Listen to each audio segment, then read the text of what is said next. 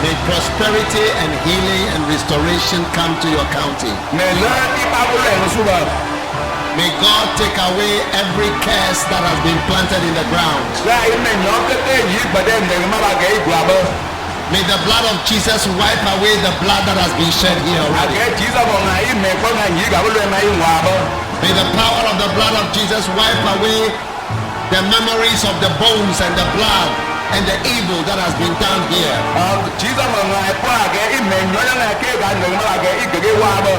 And may the grace of God appear in this Gbarnga County from today in Jesus' name.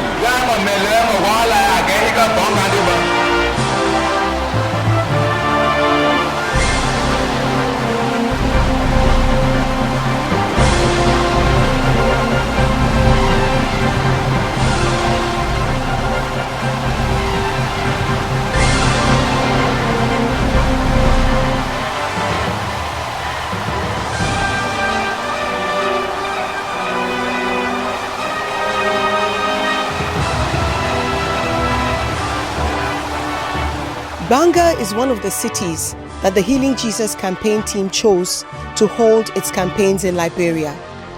One main thing it is known for is that it was the headquarters of Charles Taylor's NPFL during the Liberian Civil War.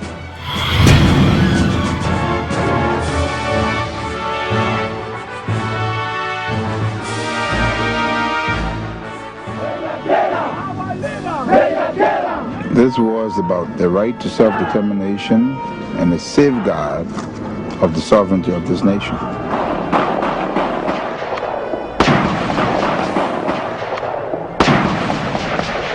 This is the kind of terror Liberians face every day, the nightmare they have had to live with ever since civil war erupted 6 months ago. And yet, to hear some describe it, one might get the impression such behavior is justified. This is just an ordinary civilian uprising. It's not a military coup, not a military situation. Ordinary people uprising, trying to bring fair play and justice. Charles Taylor is leader of the rebels. What he really wants is to be leader of Liberia. His adoring followers, in fact, already call him president. Our leader, As a former advisor to the real president, Taylor fled to the United States in 1983 after being charged with embezzlement. Today, with Liberia's economy in ruin, with its government riddled with corruption and its army plagued by desertions, Charles Taylor is back, demanding his old boss resign. And what if he doesn't? We'll kill him. If he doesn't give himself up, which means that he wants to fight, we'll kill him.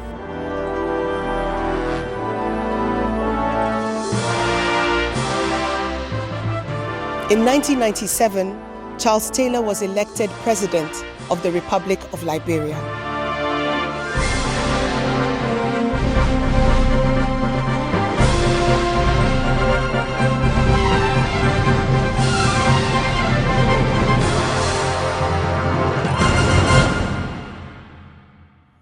During the Healing Jesus campaigns, we come across many people who are willing and ready to assist us in many different ways. We are truly grateful to them. In Liberia, one such person who not only opened up her home to us, but also provided free accommodation for many members of our team was none other than former First Lady, Mrs. Jewel Taylor, wife of President Charles Taylor.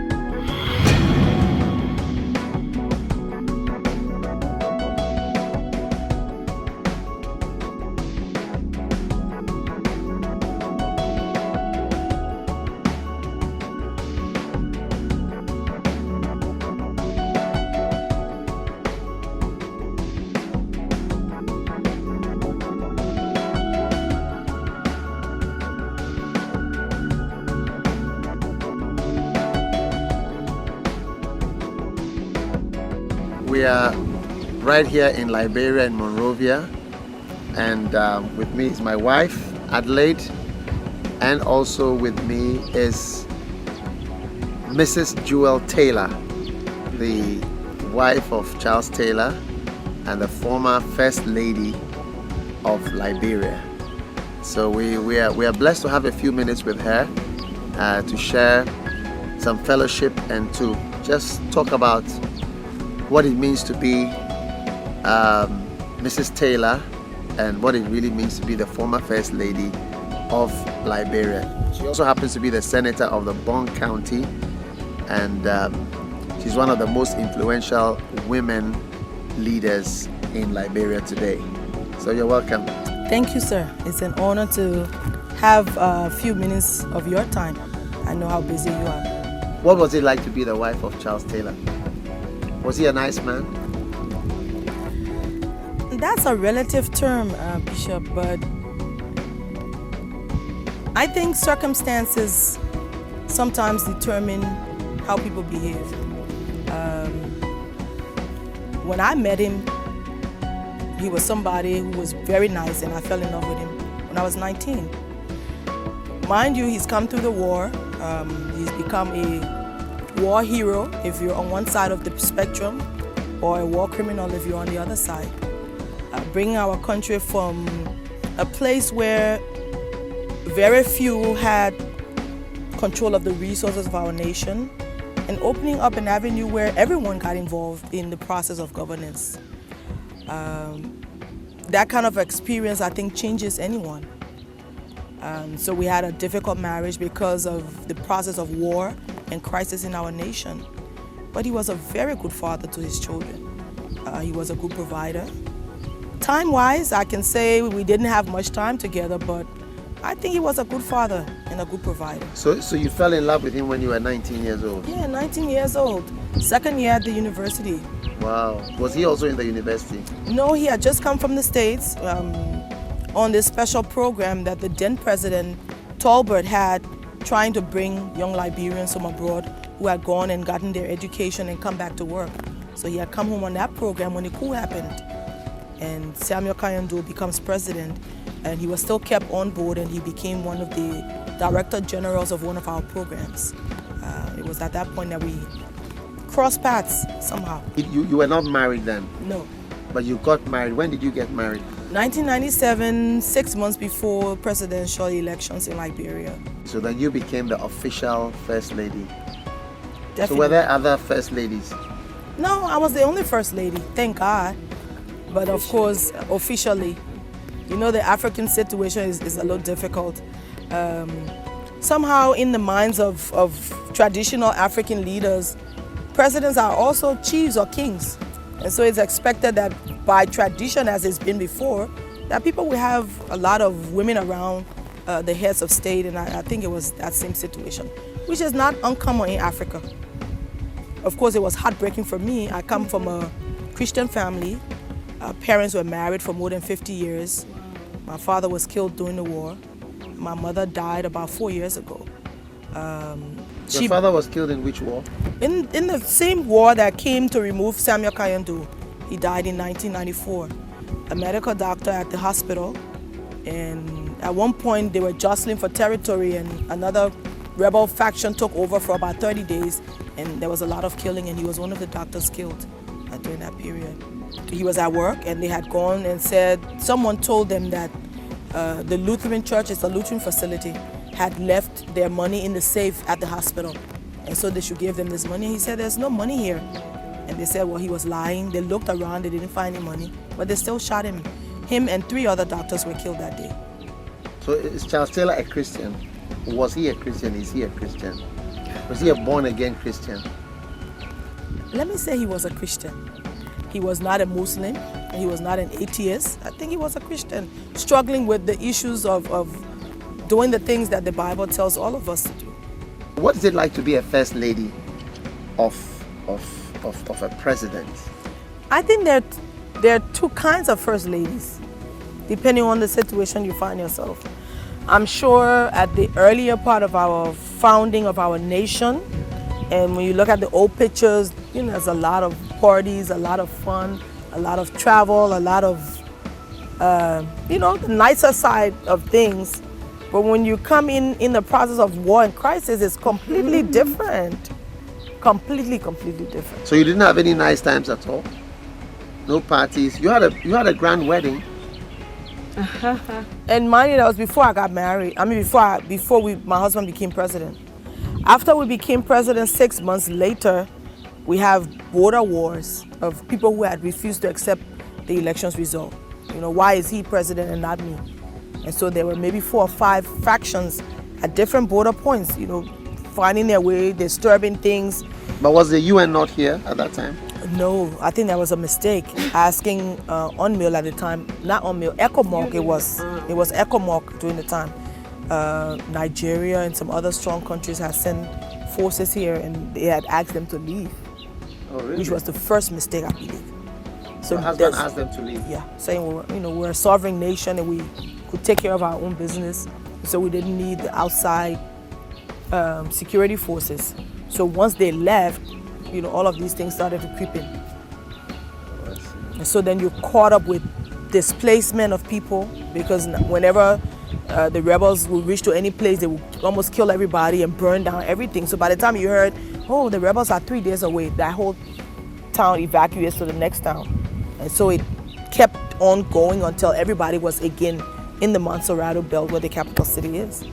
So we had to deal with you know, displacement of people. At that point you can't farm, so there's no food, forget schools. So everything just kind of caved in. Just 6 months after? 6 months after. So I find 5.5 years of just working to, you know, resolve. Of course there's no resolution, because the end result of what they started was that we would not let him stay as president and would do whatever we could to have him removed by force or by elections, which is 6 years later. So they harassed him and harassed the country. So a first lady in that situation is I mean, it was just one crisis or another crisis or another crisis. So were you surprised at the verdict of the trial in The Hague? Yes, I was. Why? And I must speak from my perspective and what I saw. Someone else might have seen something else, but I can only speak to what I saw. And the issues raised were not about Liberia. The issues raised were about the war in Sierra Leone and how somehow he should have been in control of the army in Sierra Leone, telling them what to do, so that all of the things that were done, amputation and killings of people, he ultimately had the responsibility because he was their commander. I never saw anyone from Sierra Leone. I never met not one person. But were you with him all the time? Were you living with him? I wasn't. He lived in another house and I lived in another house. But I mean, we interacted a lot. I went to a lot of meetings at the cabinet, and at times when people would come to visit, he would always make sure that I was there. So that's what I'm saying. As far as I saw, I didn't see the interaction that the...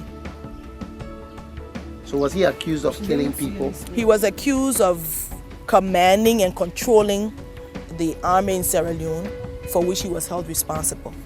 During the trial, at the end, and I listened to the verdict, I might be wrong, but I believe the judges said that they didn't find any direct link or control between him and the RUF, but somehow he was guilty of aiding and abetting, because he allowed them back and forth in our territory to buy food and, you know, to move safely across the border.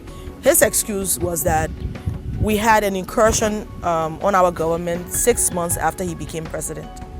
And the RUF provided a buffer where rebels trying to enter our territory, because he became friends with them, with the RUF, did not cross over. But of course, the Liberian border is really porous. And along all of the countries that we have borders with, you can just walk across the forest and across a little creek, and you're in Guinea, or you're in Sierra Leone, or you're in the Ivory Coast, or you're in Guinea. And so they had him held responsible for the atrocities committed in Sierra Leone as a part of the international criminal laws that now, you know, affect nations. So right now he's in prison? Yes, on an appeal, waiting for an appeal from the appeals chamber, which I hope... How do you feel about him, since he was a free man? It must be terrible for him in prison now. I would like to think that it is. This is someone who loved the outdoors. He was an outdoor person. He wasn't someone who would sit in a house. So I can imagine how difficult it is just, sitting still in one place. What kind of prison is he in now? A UN prison. It's, the UN prisons are different from regular jails because while you're in this prison, you have not yet been adjudged guilty, so you have, amenities that... Is it like a house?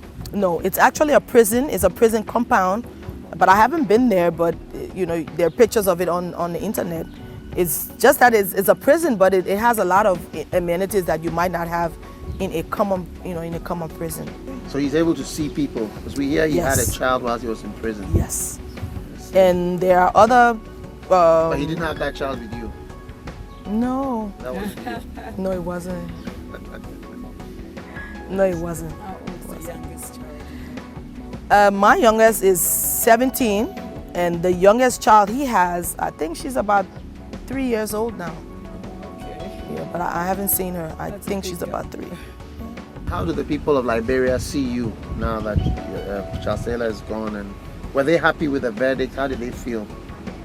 I don't think Liberians per se were happy with the verdict. Were they very unhappy about it? Are very unhappy about it. Somehow indicating if it was a Liberian story, and maybe it would make sense. But it wasn't about Liberia in many ways. It was a Sierra Leonean story. Is the government supportive of the fact that he's in jail, or would they like him to be freed? What's the stance of the government of this? The official stance of our government is that this case is an international case for which we have no fish to fry, and so they're not involved. Other countries, I believe, would have had, their embassies looking on him and just follow through to make sure he was getting, a fair trial, but they didn't get involved. We've been detached, really, from the entire process. How's your relationship with the president? Much, much better than it was.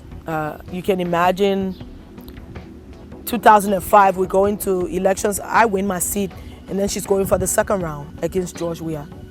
And so as a nation, we must decide. And I still think it's crazy, but Liberians come up with this thing and they say, well, we must choose between two evils. How can you choose between two evils? Two evils is evil on either side. But we had to make the choice of whether we wanted a George Weah without any experience and Ellen Johnson Sirleaf with all of the international acclaim and experience that she has. And so I had to make the choice which way I would go. And I said, well, I can't give my vote to George Weah. Of course, realizing, that the Taylor factor was still so very poignant in our country, she called and asked me for her support, for my support.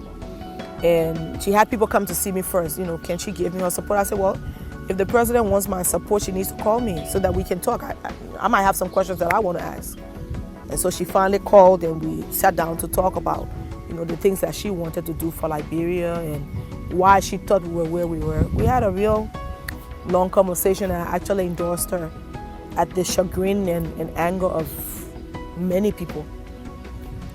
Of course, when I did that endorsement without speaking to my husband at the time, I thought about it and I prayed about it, and I said, well, I thought that it would take us to a path of peace.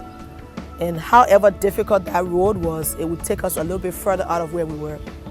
And so that when I prayed about it and I said this is the right decision, I knew if I had discussed it with him, he would have said, don't do it. So I just went ahead and did my endorsement publicly without calling. So he gets the news and he's really furious and, he's angry and he's carrying on. And then he says to me, you've made a critical decision that one day you will cry about. And I said, why are you saying it? And he says, well, I can tell you that from the inauguration date that she's actually inaugurated, because once and I went out and said, Charles Taylor said we should support her.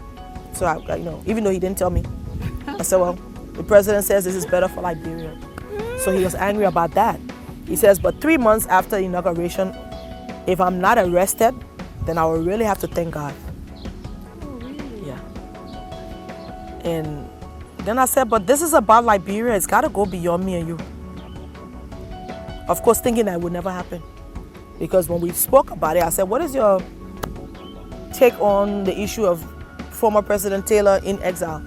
And the arrangement with the African community was that he would go into exile and remain there without having been dragged back here and all of the things that we thought would happen. And she said, well, I'm not interested in it, and all of the African leaders have said that this is a done case. This was an arrangement with all of the top leaders of Africa that he should go into exile. And because he accepted, the arrangement is to leave him where he is. And I'm not going to get caught up in it. And then I said to her, well, knowing the international community, if they do force your hand, do me one favor. And she said, what? I said, at least call and let me know before it happens. And she said, okay, I will. But then he said, 3 months to inauguration, this is what's going to happen. And I said, no, she promised me that it's not going to happen. And he said, yeah, you're still a child, but we'll see how it goes.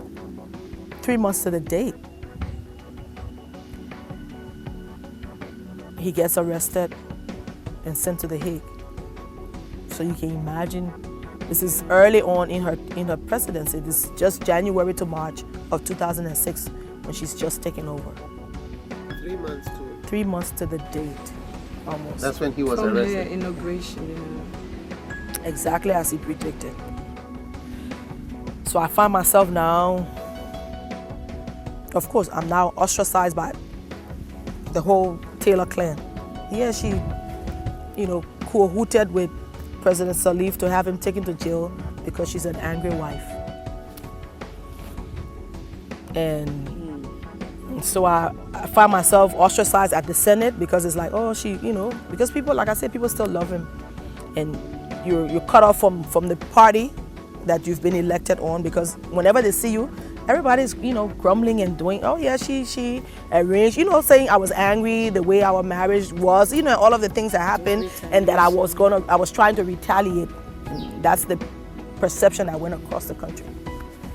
And so I withdrew from everybody, and I would go to work and do what I could, but I wasn't really active. And then, of course, our relationship soured. And so for about the first 3 years of her term, we were really just on two different paths. But when you realize that you are part of a government, anything happens, I will also be held responsible. So after a long struggle with, all of the inner demons, and trying to, how do you explain that I wasn't involved? It didn't matter. People have that perception, and that's what they carried. So it was a quite difficult process for me. But after a while, you have to go to meetings, and then sometimes the legislature is called by the president. You must interact with respect, as you should. And so after a while, we've become a little bit closer to the point that we've agreed to work in the interest of our country, and I think that's where I am. What's the difference between the work as a first lady and the work as a senator? Traditionally, because first ladies are wives to presidents and heads of state, I think your work surrounds the executive, having luncheons and, doing in a normal situation, making the president and his guests and the meetings go well. I think that's what a normal first lady does. But I was forced out of that because we didn't have those normal situations to actually go out there, and I formed this task force to provide food and emergency supplies to the displaced camps. So I would go around every month to different places and make sure that whatever we're sending, would reach to some of the areas that we had to do. So I had to get involved in something completely different. What's different now is that, of course, we have peace, but the struggles with the reality of the level of poverty and is just too overwhelming. So what do you think has contributed to your survival through all these things on the valley, in just the valley, God's on grace, the mountain? just God's grace. Because I've gone to the edge of craziness, and just by 1 inch of someone calling and saying, don't do this or don't do that, you get pulled back, and then something else happens and it draws you back. It's been a dance back and forth. What are you doing now? What exactly do you? Well, I'm senator for the 3rd largest county in my country, representing the heartbeat of my nation. But first of all, you're on your own now. Yes. You live on your own. Your husband is in. But then I've done that for a while, I guess. I've done that for a while. And But it's now a different situation that I'm fully engaged with the development and the peace initiatives in my country and trying to make an impact in a positive way, so that one day history just doesn't record all of the negative things, but then, you know, there are some positive things that have come out of this family name that I bear. And so I have more than a double responsibility to work a little bit harder than most people do, so that I try my weak way with the grace of God to. So what exactly do you do to help? As senator of my county, I represent the people of Gbarnga County. I'm in the national legislature. I'm a member of the Ways, Means, Finance and Budget Committee. So we look at the national budget and allocate funds to improve the lives of our people, education and health and public works and civil government and all of that. And so I'm a major part of that committee, which I think... So are you really part of the government now? Are you Yes. part of this government? Yes. Our government is into three parts: the judiciary, the legislature, and the executive. The executive that is headed by the president is the implementer. They implement all of the programs for which we allocate money. And so the three parts actually make up one government. So I am a part So of this government. what's a senator? Well, there are two houses. The lower house, we're 30 members in the upper house, and we must concur with all of the decisions that government makes. So if there is a MDA agreement with Mittal Steel or China Union, after the executive branch examines it and says, well, this is something good for Liberia, they bring it to our Senate and we vet it, and if it's okay, we have it passed. And then we oversee it to make sure those things that are promised in the agreements are actually done. So that's one part of what we do. But when we allocate money for whether it's schools or roads or hospitals, there are different committees, about 23 committees, that must look at health. For example, we gave $43 million out of the budget last year. Where are the schools being built? Or where are the clinics that are being built? Where are the nurses that are being trained? Because we lost a huge portion of our trained population during the war. A lot of our nurses and doctors and professional people are in the diaspora. A lot of them have not agreed to come home because when you get to Monrovia, you don't have adequate light, you don't have running water, you don't have place for your children to go to school and earn a decent education. So they've gotten used to the pleasantries of the West, and so they've decided they don't want to come. So we now have to train a whole new segment of people. So that's what makes what we do a little bit difficult, because it takes you almost 8 years to train a doctor. The medical school sends out maybe 2 or 3 doctors every year. Your medical school turns out 2 or 3 doctors a year. Yeah. Because it's a long, grueling process, especially after the war. So, you know, people have to make sure they know what they're doing. So you have 15 counties and you have 4 million people. Can you imagine 3 or 4 doctors? It makes it quite difficult. So the development process is a little slow because of the fact that we have to just retrain everybody. So you have the Senate, that's the upper house. Yes. And what's the lower house? The House of Representatives. Okay. Are they're- those the congressmen? Yes, yes. And there are Okay. about 79, I think. Okay. And there are 30 of us, 2 senators per county, and we have 15. So can we now hold you responsible as part of the government? Can we ask questions? Can we ask you questions? Of course, because I As a am a father? part of the government. There's no way I can divorce myself from it. There might be things happening that I don't have absolute control The over, legislature, but yeah. we're part of this. What do you think will give Liberia prosperity? What do you think Liberia needs? I want to know what you think, and I'll tell you what I think. I think we need God. We need a whole revolution of the spirit and the mind. And I wouldn't sit here and think anything else, because it's not, I believe it's not in our power as mere humans to do the kind of work that is needed to transform our nation. It's going to take the grace of God, but then we also must move into that direction and do the things that we must, because God's grace is not going to come in a vacuum. It's going to come in a place where people are aligned to His purposes and His will, and we're prepared to make the sacrifices that He wants us to make. And if we don't get to that point, we'll be spinning the wheel without having any impact, and we'll be spending money. Our budget went from $50 million in 2003 to almost $600 million today, but you still can't see the impact, and that's just money in the government. There's a lot more that comes from the international community in the different sectors. So they could say that they've given Liberia $1 billion a year for the last 5 years, but you still don't see it. So there's something wrong, and I think is tied into the fact that we're far away from what God wants us to do, and if we don't get back to that place, I think we'll be stuck where we are for a while. So what do you think? What do I think? Yeah. I agree with what you said.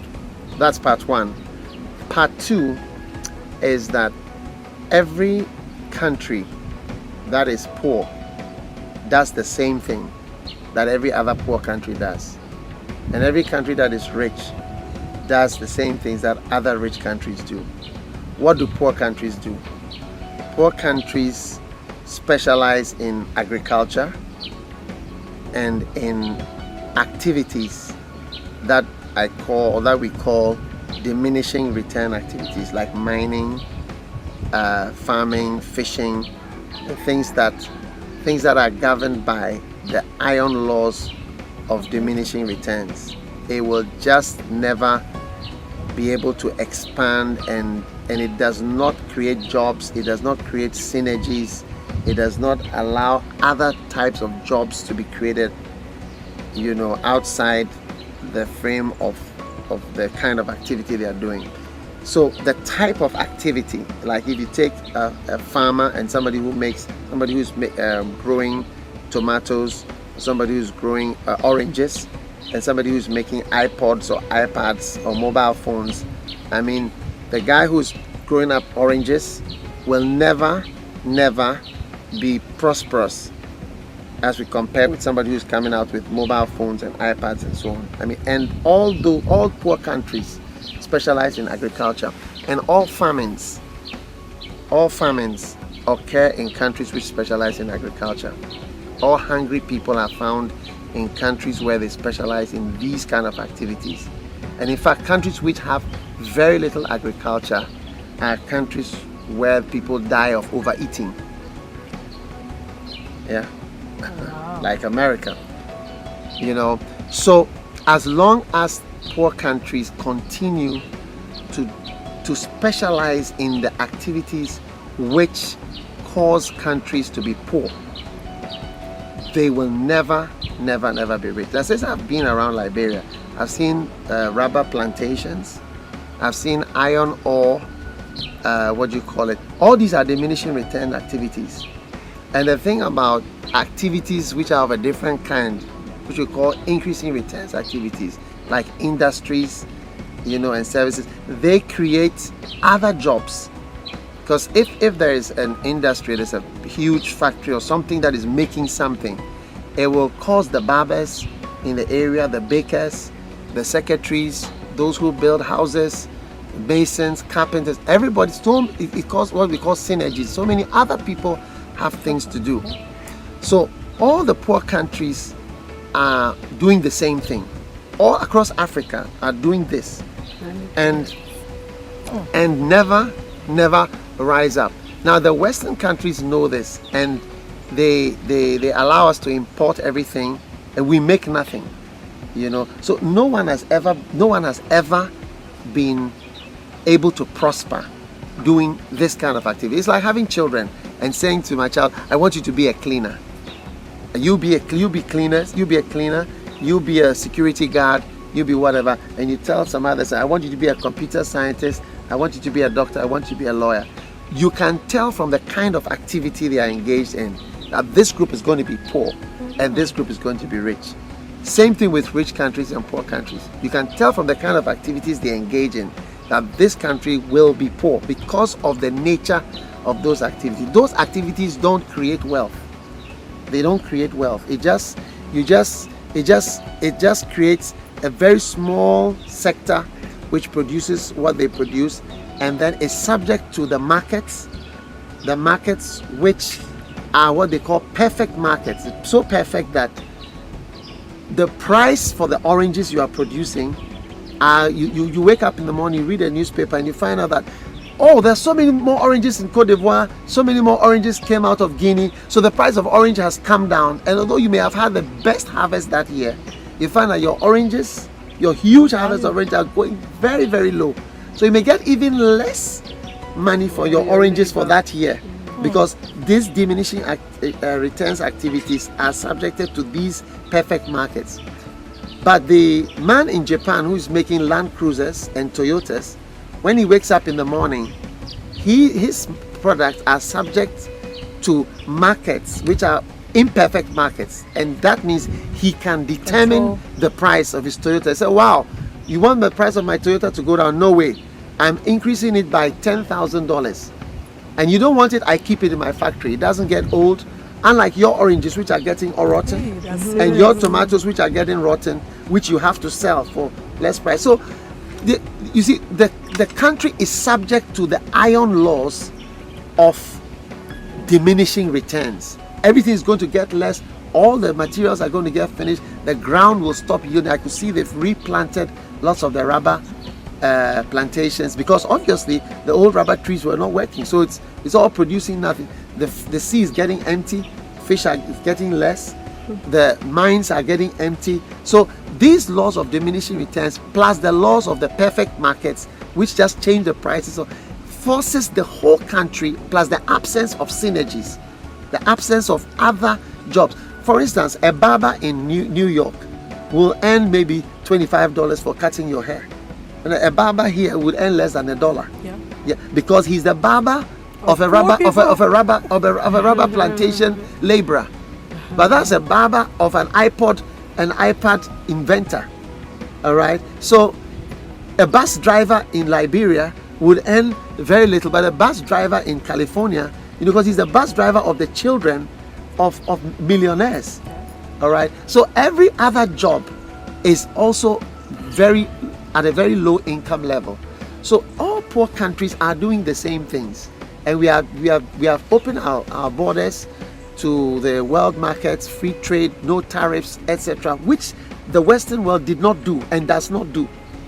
They do not do that, and we can never compare with them or do it. Our cows, our meat, our chicken cannot compare with their cows, their meat, which will never be sold there. No matter how many cows we make, no matter how much meat we come up with, every Swiss cow is supported with 4 times the amount of the GDP of an ordinary African, sub-Saharan African. Wow. They are sponsored. All their cows are sponsored. Their farms are sponsored. There is no way that our oranges, our tomatoes, our cassava, anything that we grow will ever be able to be sold anywhere. And nothing that we make, nothing. We have nothing to sell. So the whole country is subject to this way of doing things. So in the end, the country is just going down. It is a cycle, and it never really improves. So when we talk about improving things and going forward, you ask yourself, you've asked these children, you be a cleaner, you be a security guard, you be a washerman, you be a maid, all right? And you think they're ever going to rise up and they're ever going to do well. They will not.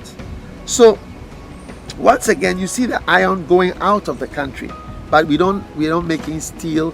We're not, and the presidents and these people, they are economists. They know these things. They've worked the World Banks. They know what's happening, and they know that when a country has even weak industries that are not even so strong, it's better than having no industries, And so you'd have countries like Peru, which before the IMF and so on went in there, they had weak industries, and the wages were rising in those countries until the IMF came in. They introduced the no tariffs, whatever. All the industries died because you cannot sell your matches. You cannot compete with people making matches in there. They've perfected their industries. The prices are so low, so all your factories are forced to close. Your garment factories, your pajamas factories, your shirt factories, every factory is forced to close down. And so all the synergies and the jobs that are around those factories, the barbers, the bakers, the rice sellers, the dry rice sellers, everything, the hairdressers, everyone is forced to shut down or sell or operate at a very, very low level. So when you come to Africa, from the north to the south, it's the same picture, and we're just receiving aid, asking for money, getting money, and the leaders don't seem, not that they don't know, they do know, they have this knowledge. What I'm saying is historical, is the history of economics, the truth that no country has become rich by farming, and that America refused to be a nation of farmers. When the English people moved over there, they said, oh, you have the plantations, we have the industry. They said no. They actually came up with a saying, and they said, do what the British did, but don't do what they say. Do what they did to become rich. Don't do what they say. Same thing Australia. When Australia was founded, they wanted them to just import things from. They said, no, we want our people to know how to do these things as well. And so they refused to obey those instructions, and they formed their own industries. So all rich countries operate in the same way, and all poor countries operate in the same ways, and they have the same type of economic activities. The type of economic activity that leads to poverty. They are subject to the iron laws of diminishing returns, the iron laws of no synergies, the iron laws of perfect markets, which change the prices of your oranges and your guavas and your mangoes at will. You just wake up in the morning, realize that my huge harvest is worth nothing this morning. I've worked, all my workers are here, thousands of workers, my oranges have no value. Everything has dropped at one because everybody had a good harvest of orange this year. So these people, all these are heads of state. They went to Harvard, they worked in America, they worked in the World Bank and all that. So when they come and they become the leaders of our countries, all right, that's why I asked you whether you are part of the government, because I wouldn't have asked you all this. But if you are part of the government, so my question is, She's part of the legislature. my question is part of the government. My question is, when are we going to sit up and not just be begging presidents and begging leaders who are just waiting for handouts? Because these handouts are coming, but they will never create any value that we see. They will never create any jobs. People will never really have jobs. We'll always be dependent on the handouts and the gifts that are coming from the Western world. So when are we going to rise up? That's what I think Liberia needs to do. I think Liberia needs, otherwise there's no hope for not only Liberia, all the countries. I suppose when we start doing all the things that you have said. I know. You have to look at our school systems, which is maybe in the short run, this is where we must look in the midst of all of these. I don't know if you had time to visit any of our schools, you would be appalled. Oh yeah, I mean, but it goes along with education. That's what I'm with saying. The teachers. Yes. I mean, because you All need that is needed, you would need people to run things. But we are raising our people. What work are they going to do when they finish the school? When they finish university? Prince Johnson told me that 85% of the people in Liberia are unemployed. So what are they going to do? So it's like, as you graduate from the university, what do you do? Where? I don't see any work. I mean, business selling what? Well, of course, they're doing sociology and all kinds of crazy things. They're not doing. Very few children are in the engineering departments. I haven't seen for a long time any new innovation that young children even get together and create something. That whole spirit isn't. So why don't we refuse? You see, so they've made us the farmers here. So we farm the rubber. Yeah, and then they make the money. Then they make the money there. All right. We mine the iron ore, and they make the steel and bring it back. And they bring it back, and that is sold to us. Anyway. And this is what happened in England under King Henry the Seventh. All right. He said, no one should export cotton because its raw form. Yes, no one. And he made a law. He said, and they even were going to introduce the death sentence for exporting the raw material. And it forced the British to make garments themselves, right? And that created wealth. And the reason was because when he was a child, he was sent to Europe. And there he found out that the bakers were richer, the barbers were richer, the ordinary people seemed to be more prosperous, and they were making garments. And that was the industry that was there at the time. They were making garments, they were having industry. So when he became the king, then he said, no, we must make, because the farmers and the people who live in and around the farms are all poor, and everyone was poor in England. So when he introduced that law, and he began what the whole of Europe and America does, which is not exporting raw materials, and not being so silly as to export, not just adding value, but there's nothing like exporting anything. We are going to create masses of work right here for our people right here. That's what we don't do. And he started that was so in economics. They've all known that to export raw things is almost senseless. But that is what we do. Ghana, everywhere, we grow things, export. What do we export? Even oil. We take Oil, cocoa, we take it out, we take cocoa bring, as we it is, import just it back. the beans, and then like you were saying, An instant generation. make We it want into- instant gratification. Yeah. Nobody wants to wait for 6 months. Everybody wants, Yeah. what can I get now? Yeah. Do you think everybody knows what I'm saying? You don't think so? I thought agriculture would make people rich. No. It's a type of activity. It's like you have 2 sets of children, cleaners, security guards, Maids, maids, and what? washers. And laborers on a construction site. And this side we have computer scientists, lawyers, doctors, pharmacists. Of course, this group is going to be a poor group. Why? Because of the type of Activities, activity yeah. they are engaged in. And that's the thing. The type of activity that we are engaged in as African countries is the kind of activity that is governed by iron laws.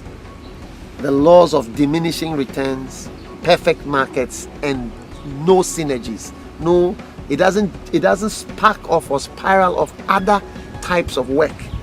Because this rubber plantation, it doesn't create any job for anybody. because when rubber is in its raw form. state, that's not what we use. And instead of going to the next level, we export it as it is. It doesn't they create any job add for value anybody. to it, and they And bring create it back jobs to on us. their side. Huge Yeah, jobs. and all our huge monies go plantation. to the West. We buy biscuits, we buy milk, we buy things that we could have made through our factories. But I think that in somewhere like Ghana, everybody knows that, at least the professors and the lecturers. And so I think it's more of translating, Ghana is trying, oh. really translating the theory. I mean, when into you come from here, practical. you guys have huge industries. A lot of local processing. At least there's something being done. Oh, there's much more than here. It's I mean, I not can enough, see though. that Ghana is ahead in many ways. You wanna We've also switch not had places? war. Switch places No. to live or what? Oh, in Everything that's in countries. Ghana will come here and then we will go over there. No. No, they're trying. They're Ghana trying. has also not had any wars trying. by the grace of God. We've had coups. We've had a So number war of coups. also sets you back. Wouldn't you say so? Yes. Was it Definitely. a terrible time, the war time? Because everybody was displaced, the entire country. So by the time you take 30 years to just figure out, where am I going? from? Yeah. Where So were there where, shots all over? the whole country was bullet ridden. You've come at a good time. A lot of the places have been rehabilitated. Before, about maybe 3 years ago, you would drive through Monrovia, you would still see, rocket holes through the buildings and different things. It's getting better. But like he says, we're a begging country. We're going out there begging, what can you help me with, what you can. The money comes in and we put it into things that have no ripple effect. We buy cars and we go on vacation and we buy fuel oil for the generators. Those things that have no return. There's not one And that industry. line other people's pockets. There's not one industry. Not one. No one. There's no one of this. The activities I was talking on this side. Not at all. So because of that, there will be nothing. So we saw the railroads, we saw the iron ore going out, and we see that. that's it. Yeah, and it's all investment. You think that there's some money for the nation, but there's nothing. When I saw it, my heart was broken. I said, there's nothing for Liberia.